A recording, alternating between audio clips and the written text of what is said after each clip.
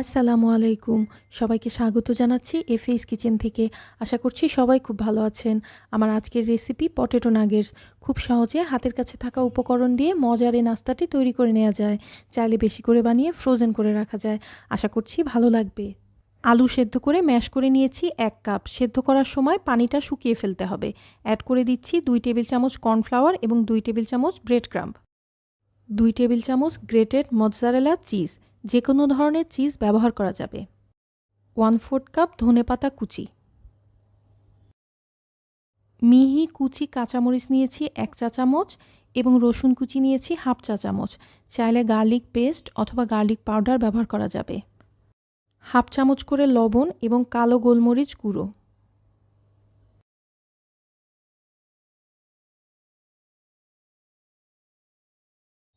নিয়ে নিলাম 1/2 চামচ অরিগানোর বদলে মিক্সড হার্ব নিলাম 1/2 চামচ চিলি ফ্লেক্স।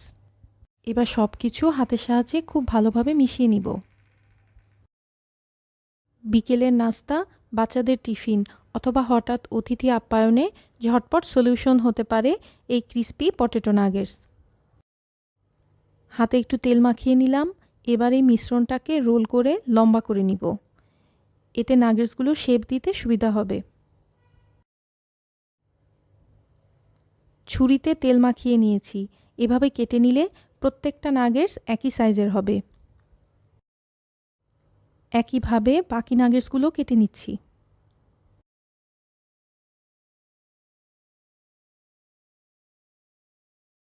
সামান্য লবণ দিয়ে একটা ডিম ফেটিয়ে নিলাম।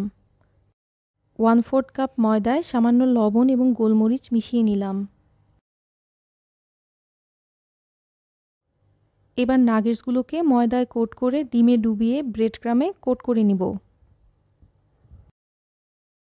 এই কাজটা করার সময় সবসময় মনে রাখবেন, একটা হাত শুকনো রাখবেন শুধুমাত্র ব্রেড ক্রামে কোট করার জন্য, তাহলে ব্রেড ক্রামগুলো ভিজে যাবে না। এক্ষেত্রে ডিম ব্যবহার করতে না চাইলে সামান্য ময়দা পানি অথবা দুধে গুলিয়ে নিয়ে ডিমের বদলে ব্যবহার করা যাবে। এক হাতে ডিমে ডুবিয়ে অন্য হাতে ব্রেড ক্রামে কোট করলে আপনি খুব দ্রুত কাজটা করতে পারবেন।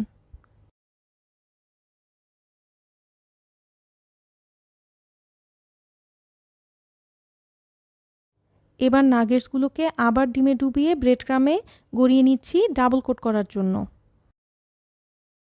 এভাবে ডাবল কোট করলে তেলে দেওয়ার পর খুলে যাওয়ার চান্সেস থাকে না। চিজের যে কোনো আইটেমে আপনি অবশ্যই ডাবল কোট করবেন।